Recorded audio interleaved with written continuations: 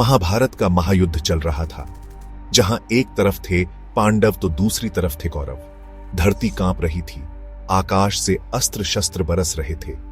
धरती का हर कोना कोना रणभूमि बन चुका था।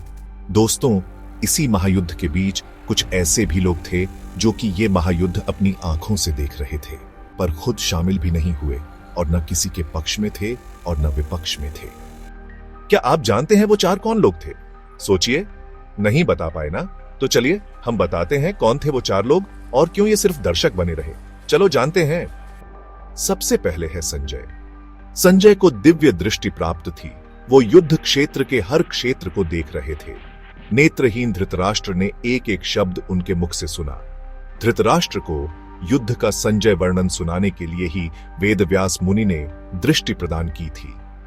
संजय के पिता एक बुनकर थे, इसीलिए उन्हें सूत पुत्र माना जाता था। उनके पिता का नाम गावल्यगण था। संजय ने महर्षि वेदव्यास से शिक्षा ग्रहण कर ब्राह्मणत्व ग्रहण किया था। अगर कहे तो संजय दीक्षा लेने के ब्राह्मण बन गए थे। वेदादि विद्याओं का अध्ययन करके वे धृतराष्ट्र की सभा के सम्मानित मंत्री भी बन गए थे। इनके बाद जो थे वो है स्वयं हनुमान जी। कृष्ण के ही आदेश पर हनुमान जी कुरुक्षेत्र के सूक्ष्म रूप में उनके रथ पर सवार हो गए थे।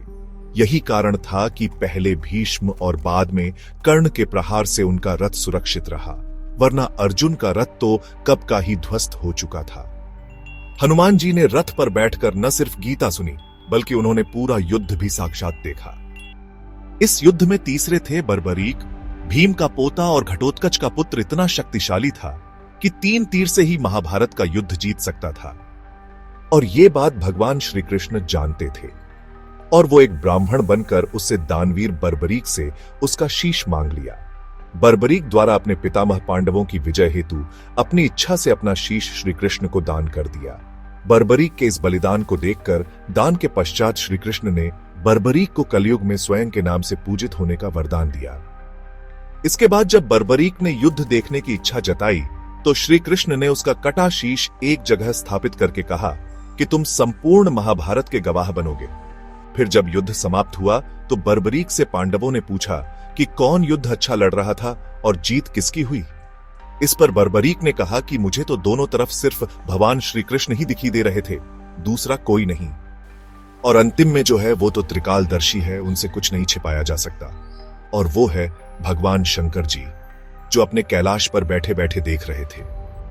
तो दोस्तों, महाभारत में कुछ युद्ध लड़े और कुछ हारे और कुछ जीते, लेकिन कुछ ऐसे भी थे जो सिर्फ गवाह बने रहे, और उनकी नजर से ही हमें आज महाभारत की सच्चाई पता चलती है।